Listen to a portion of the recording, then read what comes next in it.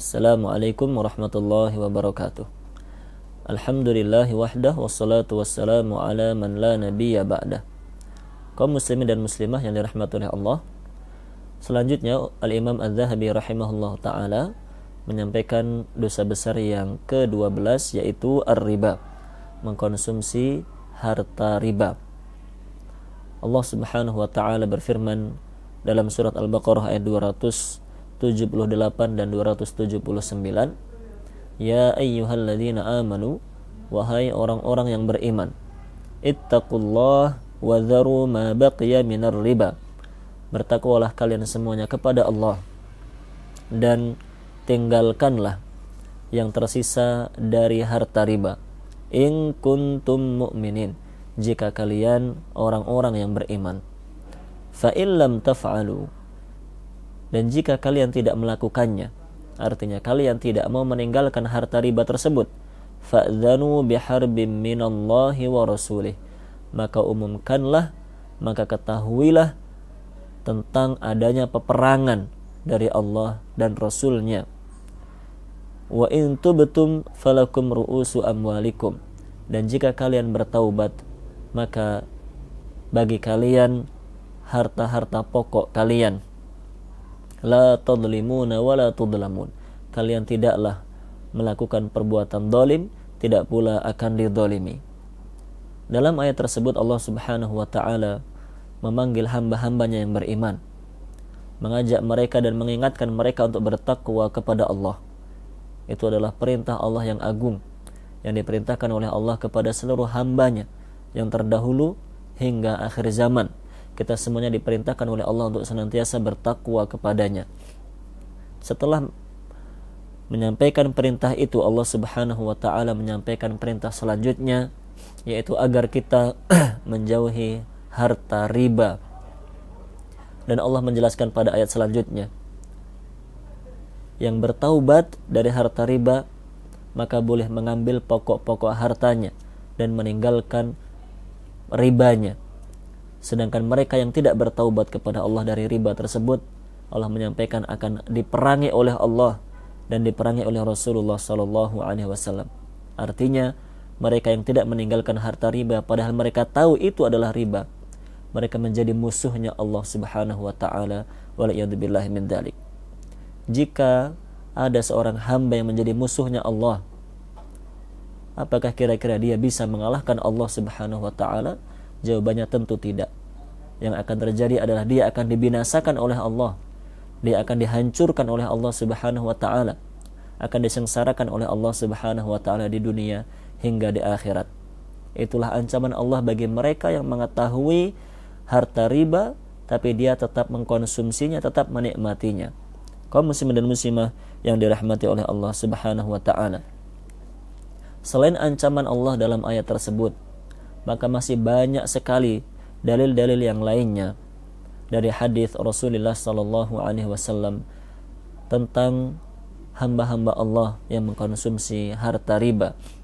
Di antaranya adalah sebuah hadis di mana Rasulullah sallallahu alaihi wasallam bersabda, "Ma dhahara fi qaumin ar-riba illa dhahara fihimul junun." Tidaklah riba bermunculan di suatu kaum, tidaklah riba itu tersebar di suatu kaum, melainkan akan tersebar penyakit gila di tengah-tengah mereka. Akan banyak orang yang menjadi gila di tengah-tengah mereka. Dan itu sudah kita lihat sekarang, betapa banyak kaum muslimin dan muslimah yang tiba-tiba ditimpa penyakit gila, waliyadzubillah. Di sini Rasulullah SAW mengabarkan bahwa di antara sebabnya adalah karena begitu banyaknya harta riba yang dikonsumsi oleh kaum muslimin. Naam. Dan dalam sebuah athar dari Abdullah bin Mas'ud radhiyallahu anhu, di mana beliau mengatakan, "Idza dhahara az-zina war-riba fil qaryah, adzinallahu bihalakiha." Jika perzinaan dan harta riba telah menyebar di sebuah kaum, maka Allah subhanahu wa ta'ala telah mengizinkan untuk menghancurkan kaum tersebut. Waliyadzubillahi min dzalik. Dari hadis itu dan dari perkataan Abdullah bin Mas'ud yang kita bacakan di atas, bisa kita fahami bahwa dampak negatif, dampak buruk riba itu bukan hanya akan dialami, bukan hanya akan menimpa pelakunya saja, namun menimpa seluruh kaum muslimin secara umum. Oleh karenanya kita harus menghindari harta riba. Selain itu kita harus mengingatkan kaum muslimin dan muslimah, mengingatkan saudara-saudara kita, teman-teman kita, tetangga kita agar menjauhi harta riba, karena dampak buruknya akan menimpa kaum muslimin secara umum.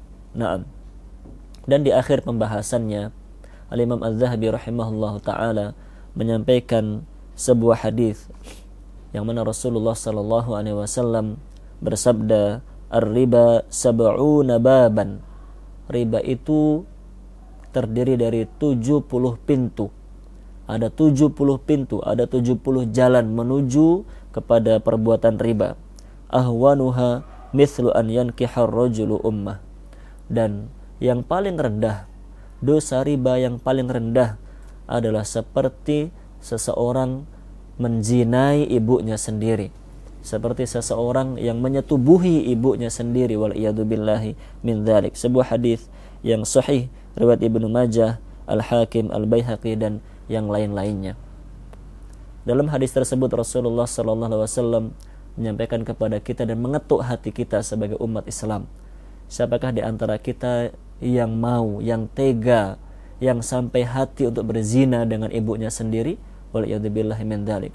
Itu merupakan perbuatan yang sangat-sangat hina, perbuatan yang sangat durhaka, yang sangat kurang ajar, di mana ada seorang anak berani menyetubuhi ibunya sendiri.